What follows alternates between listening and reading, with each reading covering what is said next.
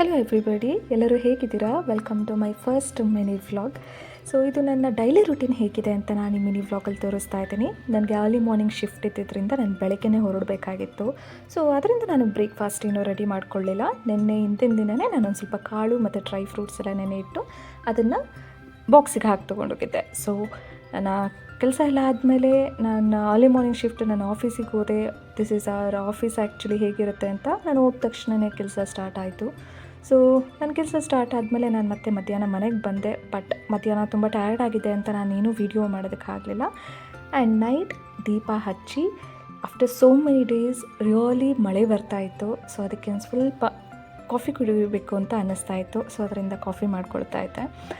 ಬೆಳಗ್ಗೆ ಮತ್ತು ಮಧ್ಯಾಹ್ನ ಏನೂ ನಾನು ಪ್ರಿಪೇರ್ ಮಾಡೋದಕ್ಕಾಗಿರಲಿಲ್ಲ. ಆಚೆನೇ ಊಟ ಮಾಡಿದ್ದೆ. ಸೊ ಅದರಿಂದ ಅಟ್ಲೀಸ್ಟ್ ನೈಟ್ ಆದರೂ ಏನಾದರೂ ಸ್ಪೆಷಲ್ ಮಾಡ್ಕೊಳ್ಳೋಣ ಅಂತ ಅಂದ್ಕೊಂಡ್ರೆ ಪವರ್ ಕಟ್ ಆಗಿತ್ತು. So again very simple dinner, ಉಪ್ಪಿಟ್ಟು ಮಾಡ್ಕೊಳ್ಳೋಣ ಅಂತ ರೆಡಿ ಮಾಡಿಕೊಂಡೆ.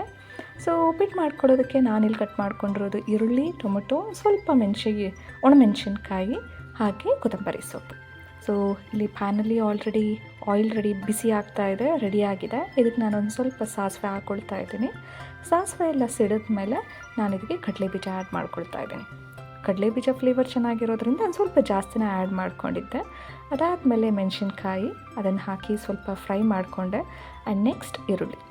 ಸೊ ಈರುಳ್ಳಿನ ನೀಟಾಗಿ ಫ್ರೈ ಮಾಡ್ಕೋಬೇಕು. ನಾನು ಇದರಲ್ಲಿ ಫಸ್ಟ್ ಹಾಫ್ ಫ್ರೈ ಮಾಡಿಕೊಂಡು ಇನ್ನೊಂದು ಸ್ವಲ್ಪ ಉಪ್ಪು, ಅರಿಶಿಣದ ಪುಡಿ ಹಾಗೆ ಕರಿಬೇವಿನ ಸೊಪ್ಪು ಇರಲಿಲ್ಲ, ಫ್ರೆಶ್ ಆಗಿರೋದು. ಸೊ ಅದರಿಂದ ಆಲ್ರೆಡಿ ರೆಡಿ ಇದ್ದಿದ್ದ ಕರಿಬೇವಿನ ಸೊಪ್ಪಿನ ಪುಡಿ ಹಾಕ್ಕೊಳ್ತಾ ಇದ್ದೀನಿ.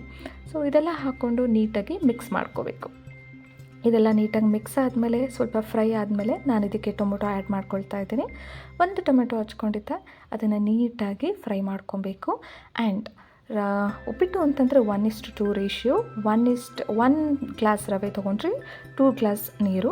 ಆದಷ್ಟು ಬಿಸಿ ನೀರು ಆ್ಯಡ್ ಮಾಡ್ಕೊಳ್ಳಿ, ತುಂಬ ಚೆನ್ನಾಗಿರುತ್ತೆ.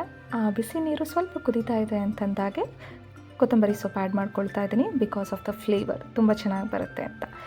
ಅದಾದಮೇಲೆ ಇದನ್ನು ಲಿಡ್ ಒಂದು ಸ್ವಲ್ಪ ಹೊತ್ತು ಕ್ಲೋಸ್ ಮಾಡಿ ಸ್ವಲ್ಪ ಬಾಯ್ಲ್ ಆಗೋ ತನಕ ಬಿಟ್ಟ ಮೇಲೆ ರವೆ ಆ್ಯಡ್ ಮಾಡ್ಕೋಬೇಕು. ರವೆ ಎಲ್ಲ ಆ್ಯಡ್ ಮಾಡಿ ಸ್ವಲ್ಪ ಸಿಮ್ಮಲ್ಲಿಟ್ಟು ಅದರ ಪಾಡ್ಗೆ ಅದು ಉಪ್ಪಿಟ್ಟು ರೆಡಿ ಆಗಿರುತ್ತೆ. ನೆಕ್ಸ್ಟ್ ಒಂದು 5 ಮಿನಿಟ್ಸಲ್ಲಿ ನೀವಿಲ್ಲಿ ನೋಡ್ತಾ ಇರ್ಬೋದು, ತುಂಬ ಉಡಿಯಾಗಿ ಉಪ್ಪಿಟ್ಟು ರೆಡಿಯಾಗಿದೆ. ಟೇಸ್ಟಿಯಾಗಿತ್ತು and it is very simple. Okay, ನೀವು ಒಂದ್ಸಲ ಟ್ರೈ ಮಾಡಿ. ನಿಮಗಿಷ್ಟ ಆದರೆ ಕಮೆಂಟ್ ಬಾಕ್ಸಲ್ಲಿ ತಿಳಿಸಿ. ಆ್ಯಂಡ್ ಆಫ್ಟರ್ ಎವ್ರಿಥಿಂಗ್ ಸೊ ಕಿಚನೆಲ್ಲ ಕ್ಲೀನ್ ಮಾಡಿ ರಾತ್ರಿ ಮಲ್ಕೊಳ್ಳೋದಷ್ಟೇ. Thank you so much. ನಿಮಗೆ ಈ ವಿಡಿಯೋ ಇಷ್ಟ ಆದರೆ ಕಮೆಂಟ್ ಮಾಡಿ, ಲೈಕ್ ಮಾಡಿ, ಸಬ್ಸ್ಕ್ರೈಬ್ ಮಾಡಿ. ಬಾಯ್.